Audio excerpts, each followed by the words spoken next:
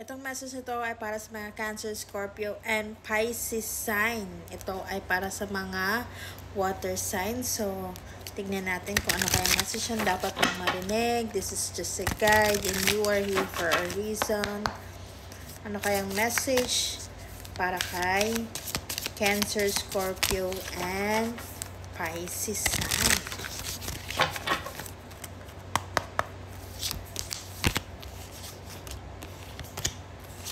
Okay, na-feel ko. Kanina kasi paglatag ko sa cards ko, um, nabasa siya ng konti, no? And it's really sad kasi itong cards na to, bago tong card na to. And pangatlong beses na to siya, 3 cards kasi to siya. Pero sad kasi nabasa siya. And what happened is, isa sa mga na-pull ko is yung card na nabasa. No? Oh! Ito yung pull ko kanina. Ito na yung nabasa.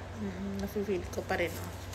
Pero ipinagpatuloy ko pa rin. So, ito talaga, may message talaga to sa'yo eh. Kaya, sa kadami-dami ng cards, ito talaga yung nakuha ko. Which is, okay. For Cancer, Scorpio, and Pisces, the 9 of Cups nung lumabas agad, this is a wish fulfillment agad-agad, no? There is no sugarcoating. Ito na yung magandang cards talaga, no? This is a wish come true that it's coming towards you. This is something fulfillment. This is a success card. And this is the card na parang sinasabi sa'yo, ibibigay yan sa'yo kung ano man yung hinihiling mo. Or itong mga minamanifest mo, darating to sa'yo. For some of you, you are the authority, okay? Sinasabi dito kahit na anong gawin mo or anong sabihin mo, you have this authorization, no? So sinasabi dito, matapang ka and maabilidad ka. You are strong enough as well. And for some of you, nakikita ko there's also a promotion. Sinasabi din dito, you can lead. Okay? Meaning you can be a leader, you can be the boss, you can be the supervisor or the manager, okay? Maganda. Like, you have this authority, no? There's more of that. Sinasabi dito, kung ano man yung sitwasyon mo ngayon, meron pang darating na opportunity sa'yo, okay? I was drawn to this card. Oh, so sa mountain. So there's something about you are going like hiking, yung naririnig ko din, no? So kung may mag-invite sa'yo na pumunta tayo dito, okay? Na mag-hike tayo dito or pumunta tayo sa isang mag-adventure tayo, you need to go on that place kasi may message ako na nakikita dito na parang ipaparealize sa'yo. Okay? May message dyan na makukuha mo. 2 of Pentacles, sometimes you are still doubting yourself and sometimes hindi mo na alam kung alin yung pipiliin mo. Ito bang decision mong ito o ito yung gusto ng ibang tao para sa'yo. Pero sinasabi din dito, nasa sa'yo yun, no? Like, ikaw yung magdi-decide kung ano yung mga plano mo sa buhay. Ikaw yung magdi-decide kung anong dapat mong gawin.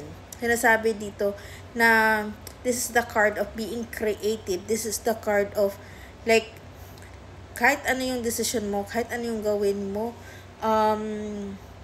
makakakuha ka ng information agad-agad. Like, magigets mo agad lahat. Okay? I will get another card for you. One more. Oh.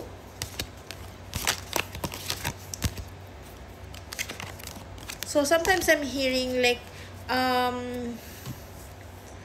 sometimes I'm hearing na sinasabi dito, like, kaya you have this 2 of Pentacles is because hindi mo alam kung sino yung pipiliin mo or ano yung dapat mong piliin kasi there's someone right here that's trying to control you. There's someone right here na hindi ka ma-let go. There's someone right here na ayaw niyang mag-move forward ka. It's because itong taong to ay dependent sa'yo. Or itong taong to para bang kinokontrol ka, like ayaw niyang mawala ka or ayaw niyang, for some of you, this is family, ayaw nilang na makawala ka sa kanila. Like, you are in control sa kanila, no? So, there's something about control. I can see that there's something about a mother that you need to reconnect with. I feel like also, like, itong taong to, like, namimiss ka. This is for, hindi para sa lahat, pero there's someone's mother dito na talagang namimiss ka. And there's someone na dito na talagang, you feel like you are being controlled. Okay? Okay, sinasabi dito, don't lose hope. Kung ano may mga pinaplano mo, pursige mo lang yan, ipagpatuloy mo lang yan kasi may mga gandang blessings ang lumalabas sa'yo dito, no? And again, another position, itong unang card pa lang, this is a wish come to, this is fulfillment, success as well. So, good luck sa journey mo. Ang nakikita ko lang na medyo negative dito is someone na very controlled over you. So, you need to be careful who you surround with kasi sinasabi, I need to cover this card, no? You are surrounded by a person na talagang hindi totoo sa'yo. No? They're in nakamas. So, yun lang. As of now, you're okay. There are wishes that is coming. There is a wish na mag-grant din. So, congrats in advance sa'yo. So, yun lang. Don't forget to comment down and follow for more.